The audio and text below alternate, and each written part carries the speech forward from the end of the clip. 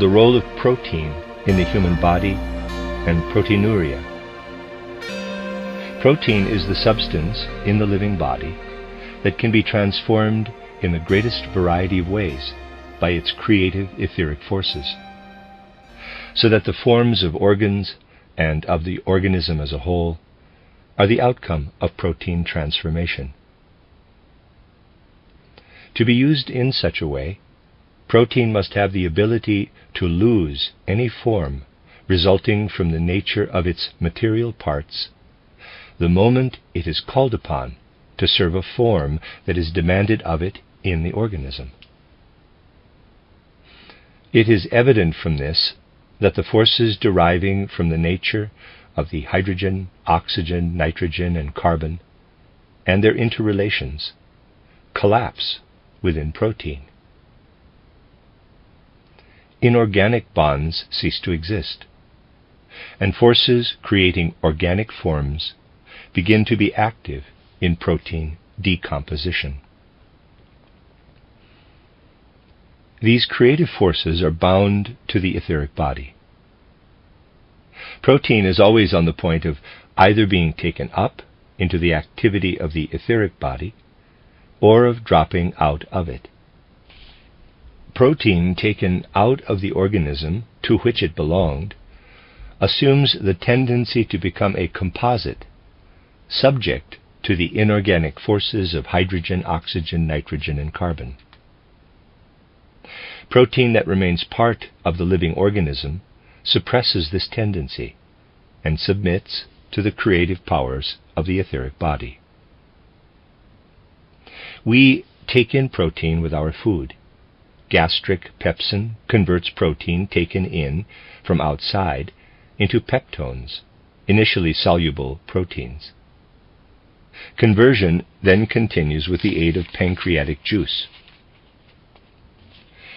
Initially, the protein taken in as food is a foreign body in the human organism. It contains the after effects of the ether processes of the life form from which it has been taken. These must be completely removed. The protein has to be taken into the ether activities of the human organism. We thus have two kinds of protein within the human digestive process. At the beginning of the process, the protein is something foreign to the human organism. At the end, it is something the organism has made its own. In between lies a state where the food protein has not yet entirely let go of those earlier ether activities and has not yet entirely taken in the new ones. It has become almost inorganic in this state. It is the point where it is solely under the influence of the human physical body. This, which in its form is a product of the human eye organization, has in it the powers to act inorganically. It thus acts to kill anything that lives. Everything that comes within the sphere of the eye organization dies off. The eye organization thus incorporates purely inorganic substances into itself in the physical body. These do not act in the human physical organism the way they do in lifeless nature outside the human being. But their action is inorganic. That is, they kill. This death-inducing action is applied to protein at the point in the digestive region where trypsin is active, a constituent of pancreatic juice. The trypsin mode of action also involves inorganic principles, as can be seen from the fact that this substance develops its activity with the aid of alkaline principles.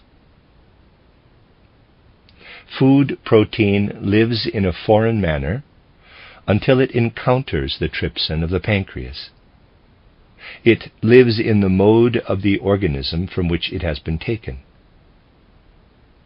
On encountering trypsin, the protein becomes lifeless. One might say that it only becomes lifeless for a moment in the human organism. There it is taken up into the physical body in accord with the principles of the I organization. This must have the power to transfer the converted protein into the sphere of the human ether body. Food protein thus becomes material for the creation of the human organism. The foreign etheric activities formerly attached to it leave the human being.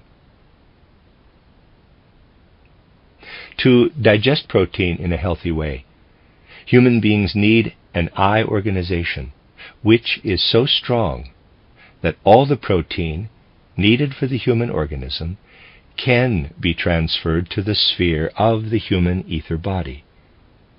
If this is not the case, this ether body develops excessive activity. It does not receive enough protein prepared by the I organization for its activity. The consequence is that the activity oriented toward enlivening protein taken in by the I organization takes hold of protein that still contains foreign ether activities. The human being receives a number of activities in the ether body that do not belong there. These have to be eliminated in an irregular way. The result is pathological elimination. This pathological elimination takes the form of proteinuria. Protein is eliminated that should be taken up into the sphere of the ether body.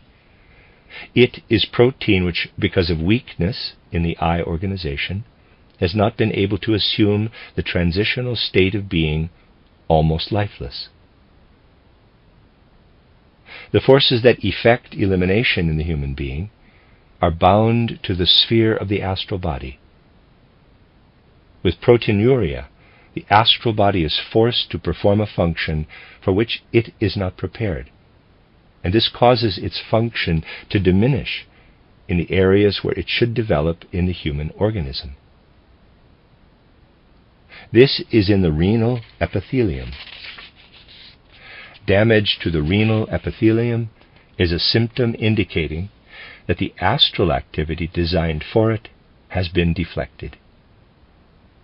It is evident from the above where healing has to begin in the case of proteinuria. The power of the I organization needs to be strengthened in the pancreas, where it is too weak.